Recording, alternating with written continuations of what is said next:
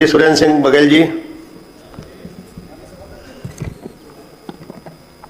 माननीय सभापति महोदय, सरकार बीजेपी की हो या कांग्रेस की हो, प्रयास और लक्ष्य एक ही रहता है कि क्षेत्र का विकास हो, सामाजिक विकास हो।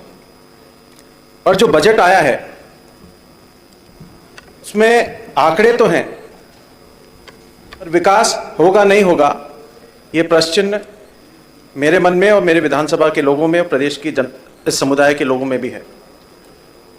जिस तरह से केंद्र सरकार आदिवासी समाज के बारे में बात कर रही है, प्रदेश स्तर पे भी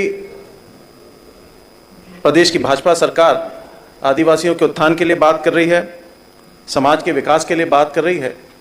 पर अगर हम धरातल पे देखें तो इस तरह की कोई बात दिखने में नहीं आ रही है।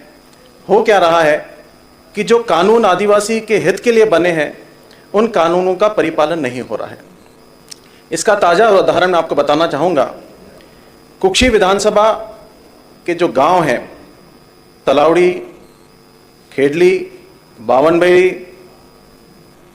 भीमपुरा और कुछ गांव अलीराजपुर के, यहाँ पे श्री सीमेंट के नाम से जमीन आवंटित कर दी जाती है, ना ग्राम सभा की अनुमति ली जाती है और अनुसूचित क्षेत्र है।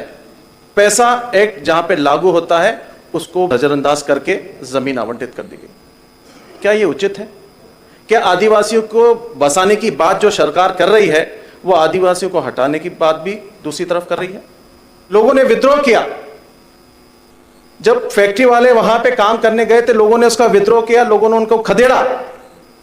और अगर इस तरह से मेरी विधानसभा में हो रहा है तो ये मैं आपको बताना चाहता हूं कि प्रदेश के अन्य हिस्सों में भी अगर आदिवासी समाज के लोगों के साथ में ऐसा होगा, उनकी जमीन उनकी बिना सहमति से ली जाएगी तो लोग उसका विद्रोह करेंगे। एक चर्चा होना चाहिए, उनको कॉन्फिडेंस में लेना चाहिए, उनकी बातों को सुनना चाहिए, ना कि जबरदस्ती होना चाहिए।